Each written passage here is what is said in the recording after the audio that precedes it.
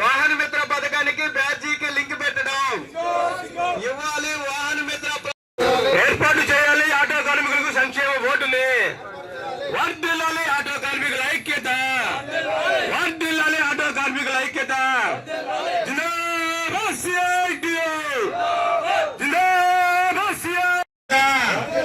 Licence కలిగిన ప్రతి auto డ్రైవర్కి వాహన మిత్ర పథకాన్ని అమలు చేయాలి.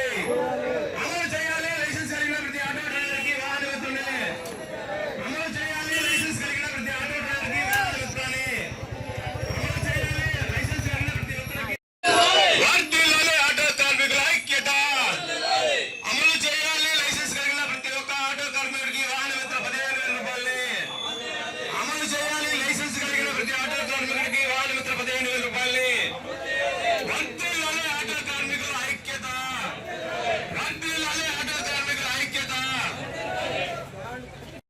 వాహన మిత్ర పథకాన్ని లైసెన్స్ ఉండేటటువంటి ప్రతి డ్రైవర్కి వర్తింపజేయాలని, అదేవిధంగా వాహన మిత్ర పథకానికి అదేవిధంగా బ్యాడ్జీకి సంబంధం పెట్టేటటువంటి ప్రతిపాదనను విరమించుకోవాలని చెప్పేసి ఈరోజు నెల్లూరు జిల్లా ఆటో కార్మిక సంఘం నెల్లూరు నగర కమిటీ ఆధ్వర్యంలో నిరసన ర్యాలీని నిర్వహించుకోవడం జరిగింది. గత ప్రభుత్వం ఏ విధంగా అయితే ఇస్తుందో ఆ విధమైనటువంటి పద్ధతుల్లోనే వాహన మిత్ర పథకాన్ని ఇవ్వాలని ఈ ప్రభుత్వం 15,000 వాహన మిత్ర పథకం ద్వారా ఇస్తామని చెప్తూ ఉంది. అయితే అనేకమైనటువంటి కుంటి సాగులు ఈరోజు చెప్తా ఉన్నారు. ఈరోజు గత ప్రభుత్వంలో బ్యాడ్జీని రద్దు చేసింది ప్రభుత్వమే. ఈరోజు ఈ ప్రభుత్వం వచ్చిన తర్వాత బ్యాడ్జీ ఉంటేనే వాహన మిత్ర పథకాన్ని అమలు చేస్తామనేటువంటి పద్ధతుల్లో ఈరోజు ఈ ప్రభుత్వాలు చెప్తున్నాయి.